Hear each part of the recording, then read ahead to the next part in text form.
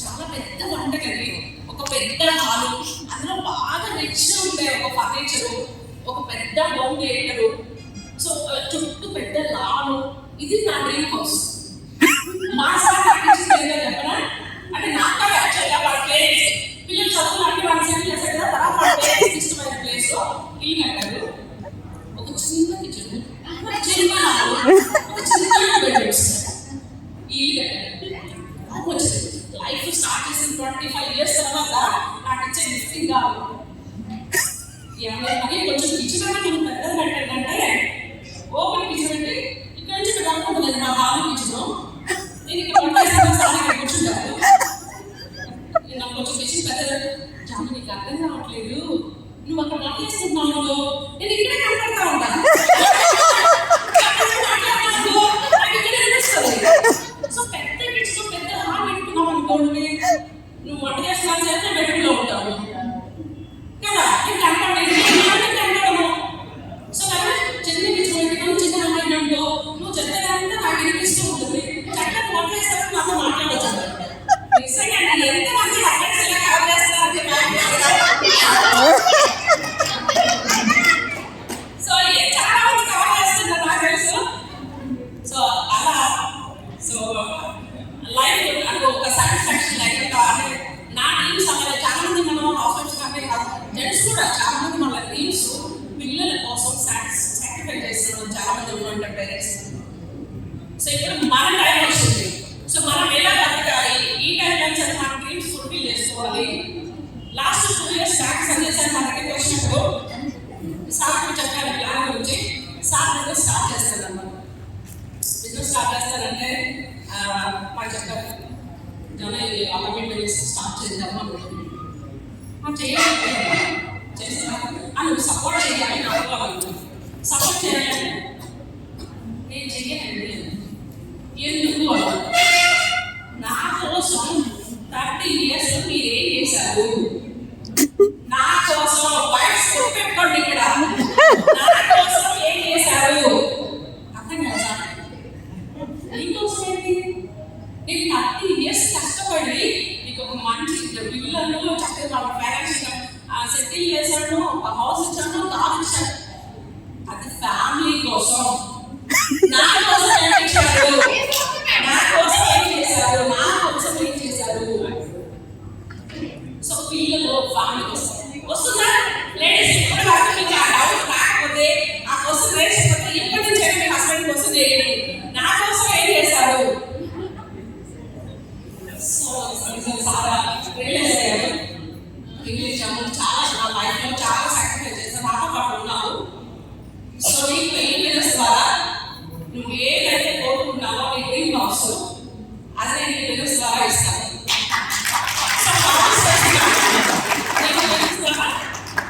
నీకు ఆ హౌస్ ఇస్తాను. సో నాకు సపోర్ట్ ఇస్తాను. సో సపోర్ట్ చేస్తానన్నాను. దానికోసం మా సార్ ఎంత కష్టపడుతున్నారు సార్, నిజంగా నాకే అనిపిస్తుంది ఒక్కోసారి. మొన్న లాస్ట్ మన వద్ద వచ్చింది కదా, విజయవాడ కూడా వద్ద వచ్చింది. ఇంకా చెప్తున్నా సార్ నాకు హ్యాపీగా వచ్చి ఇంటికి వచ్చి చెప్తున్నారు సార్. కానీ నేను భవానీపురంలో అని చెప్పడానికి వెళ్ళాను. ప్లాన్ చెప్పి ఇంటికి వచ్చాను, వచ్చేసింది భవానీపురం అని. అవునండి, నేను మళ్ళీ అక్కడ కావాలని ఇంటికి ఎక్స్చేంజ్ వచ్చేసింది. మరి ఇంటికి రావచ్చు కదండి అంటే అలా వస్తే ఎలాగా, అక్కడ ప్లాన్ అవన్నీ ఉన్నాయి కదా, నేను రాలేదు. ఇంకోటి మేము కొన్ని మా ఓన్ నేటివ్ ప్లేసెస్ చేసి బాగా రూరల్ ఏరియా అండి. అక్కడ కొన్ని ఇంపార్టెంట్ స్కూళ్ళు అట్లా తినాలి అట్లా జరుగుతుంది. అంత ఇంపార్టెంట్ అకేషన్ కూడా సమస్యలు ల్యాప్టాప్ ప్రొడక్ట్స్ ఇవన్నీ వేసుకొని అక్కడికి వచ్చేవాళ్ళు. అక్కడ సిగ్నల్స్ సరిగ్గా ఉండే కాదు. అక్కడ డబ్బులు సౌండ్ పెద్ద పెద్దగా వినపడేది. వినపడుతుంటే ఆ డబ్బులు వినపడుతూనే ఉన్నాయి. ఆయన మీటింగ్ ఆయన చేసేవాళ్ళు. సో నిజంగా చెప్పాలంటే ఈ 1.5 years నుంచి శ్రీనివాస్ గారు ఒక్క రోజు కూడా 1 day కూడా జూమ్ మీటింగ్ క్యాన్సిల్ చేయలేదు. 1 day కూడా మా ఇంట్లో పూజ జరుగుతుంది అనుకోండి, ఫోన్ పక్కన పెట్టుకుంటారు. ఈ చెప్తాంలా ఈ చెప్తాను మా చుట్టాలు ఇంత ఈజీ అనిపించింది.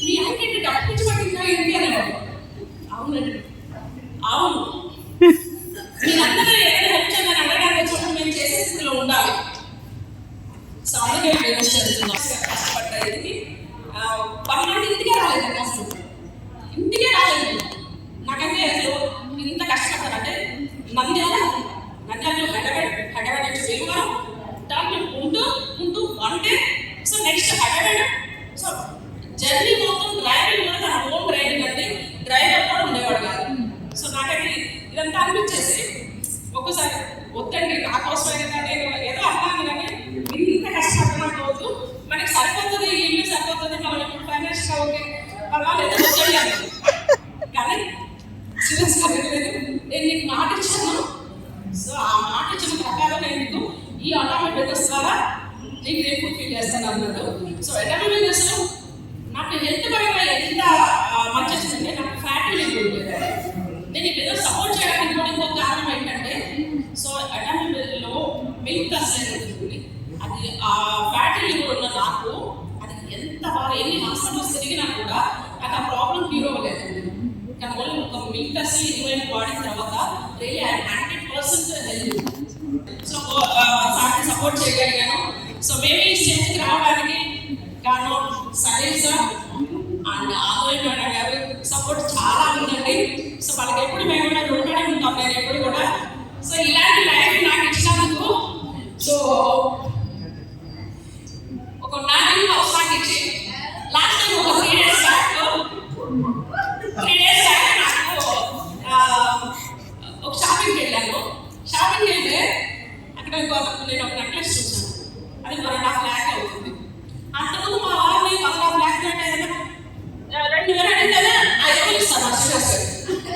అలాంటిది షాపింగ్ వెళ్ళి 1.5 lakh నెక్లెస్ వచ్చింది అని ఫోన్ చేసి ఏమంటే 1.5 lakh వచ్చింది నెక్లెస్ ఇవ్వండి అంటే, అవునా ఎంత చెప్పు 1.5 lakh ఫోన్ పే చేసేసి 1.5 lakh నువ్వు కొనుక్కో నీ కోసం షాపింగ్ అని చెప్పిస్తే మా ఫ్రెండ్స్ ఒక ఆచార్యం నీ వాయినా అని చెప్పేసి.